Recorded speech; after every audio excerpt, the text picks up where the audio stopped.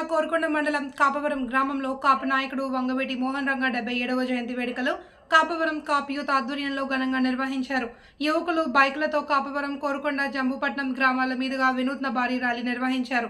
కోరుకొండ గ్రామంలో బైకుల సౌండ్లతో హోరెత్తించారు. ఈ సందర్భంగా కాపు నాయకులు తెలగంశెట్టి శ్రీను మాట్లాడుతూ బెజవాడ ముద్దుబిడ్డ మార్గదర్శి, రేపటి తరానికి ఆదర్శంగాను బడుగు బలహీన వర్గాల ఆశాజ్యోతి వంగవేటి మోహన్ రంగాని అన్నారు. ఈ కార్యక్రమంలో తెలగంశెట్టి శ్రీను, ఆకుల ఆదిత్య, రంగ యూత్ యువత, వంగవేటి మోహన్ రంగ అభిమానులు పాల్గొన్నారు. అనంతరం కాపవరం గ్రామం మధ్యలో కేక్ కట్ చేసి ఉత్సాహంగా ఒకరికి ఒకరు తినిపించుకుంటూ ఆనందోత్సవంలో మునిగి తేలారు.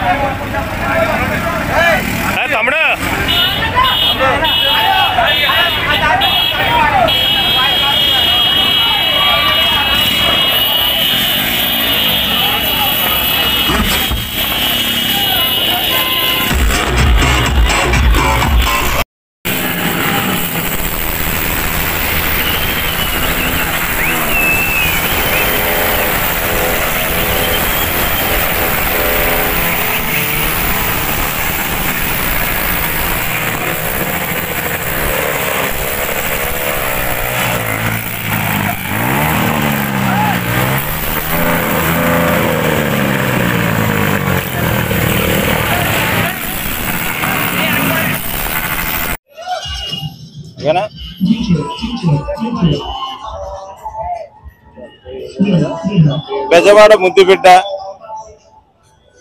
వంగవీటి మోహన్ రంగ గారి 77వ జయంతిని పురస్కరించుకుని ఈ రోజున యువత, ఆయన చనిపోయి ఎన్ని రోజులైనా కానీ ఈ రోజుకే యువత అతన్ని ఆదర్శంగా తీసుకుని ఈ రోజున ఈ కార్యక్రమం ఎంతో ఘనంగా చేయడం జరుగుతుంది. ఎందుకంటే వంగవీటి మోహన్ రంగారావు ఒక్కరోజు బతికితే చాలు, 100 సంవత్సరాలు బతకక్కలొద్దు, ఒక్కరోజు బతికితే చాలు. ఈ రోజున యువతకి ఆదర్శంగా నిలిచారు మరి వంగవీటి మోహన్ రంగ గారు. అలాంటి ఆయన్ని మరి మనసుల్లో తలుచుకుంటూ ఇదే కోరుకొండ మీదుగా ఆయన ప్రయాణం కూడా చేశారు. ఆ రోజున మేము చాలా చిన్నవాళ్ళమే. ఆయన మైక్ పట్టుకుంటే అనార్గళంగా మాట్లాడేవారు. అలాగే సేవలో కూడా ఆయన నాయకుడు అనాలో సేవకుడు అనాలో తెలియదు కానీ ప్రజల మధ్య ఉండేవారు, పేదలకు అందుబాటులో ఉండేవారు, పేదల పక్షాన్నే ఉండేవారు. అలాంటి వ్యక్తిని చనిపోయినా కానీ ఈ రోజున బతుకుండే వ్యక్తి ఎవరైనా ఉన్నారంటే వంగవీటి మోహన్ రంగా గారు. చాలా మంది పుడతారు, చనిపోతారు, కానీ చనిపోయినా బతికున్నాడు. ఆయన ప్రజల గుండెల్లో ఉన్నాడు, ప్రజల మనసుల్లో ఉన్నారు, పేదవాళ్ళ మనసుల్లో ఉన్నారు. యువత అంతా కూడా ఈ రోజున ఆయన ఆదర్శంగా తీసుకుందంటే నిజంగా ఆయన జన్మ సరితార్థం.